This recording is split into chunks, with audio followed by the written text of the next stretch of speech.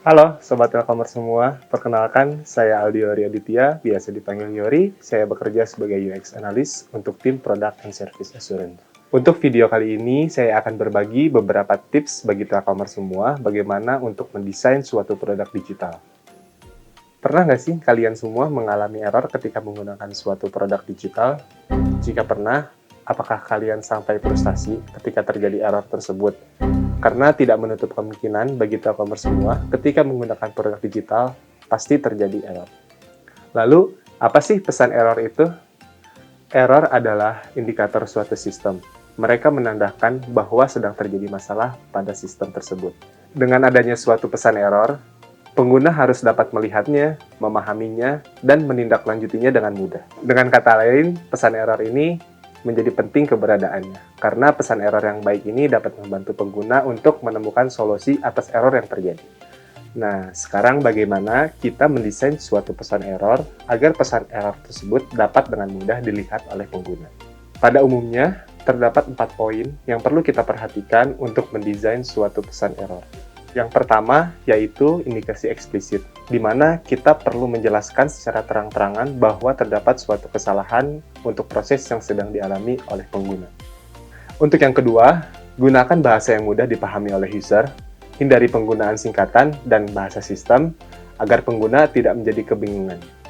Untuk yang ketiga, gunakan kata-kata yang sopan, jadi hindarilah menggunakan kata-kata yang dapat menyinggung pengguna. Untuk yang keempat, muatlah pesan yang konstruksif, di mana pesan ini dapat memberitahukan bagaimana solusi atas terjadinya error tersebut. Pada era sekarang, masih banyak suatu produk digital yang tidak memberikan pesan error secara detail kepada pengguna tentang error yang terjadi.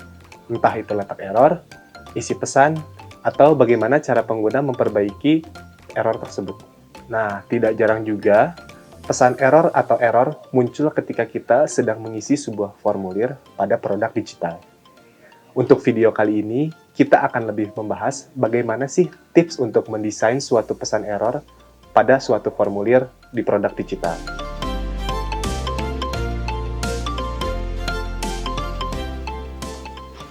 Untuk tips yang pertama, letakkan pesan error sebaris dengan kolom isian. Jika tidak, letakkan pesan error tepat di bawah kolom isian. Pesan error langsung muncul ketika pengguna telah selesai mengisi kolom tersebut. Jenis pesan error seperti ini dapat mudah dilihat dan diidentifikasi oleh pengguna.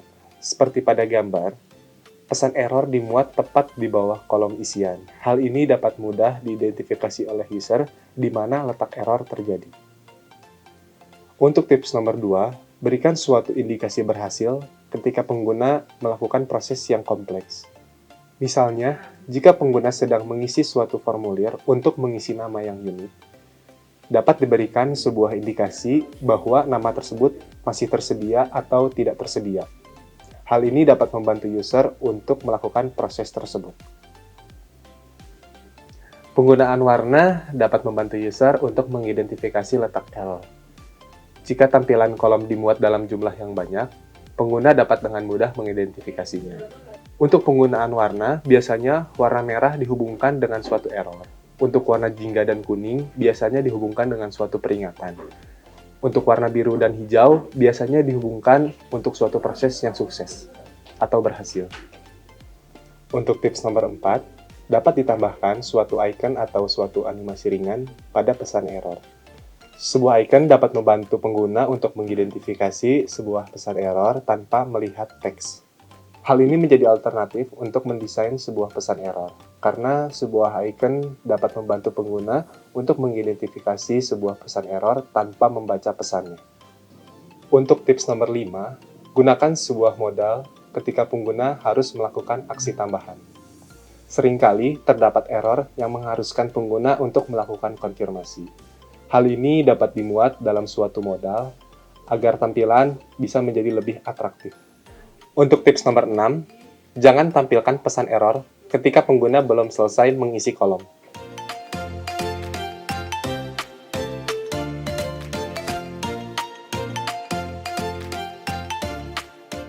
Untuk tips nomor 7, hindari penggunaan pesan error secara general untuk sebuah formulir. Hal ini menyulitkan bagi pengguna untuk mengidentifikasi letak error. Untuk tips nomor 8, jangan pernah gunakan tooltip untuk menampilkan pesan error. Untuk tips nomor 9, berikan sebuah bantuan ekstra ketika pengguna mengalami error yang sama berulang kali.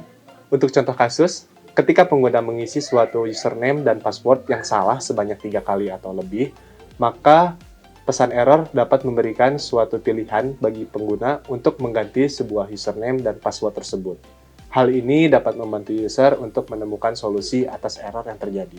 Nah, Telkomers, jadi pesan error itu harus didesain untuk membantu pengguna memperbaiki suatu kesalahan, atau juga dapat menghindari atau membuat kesalahan lebih sedikit.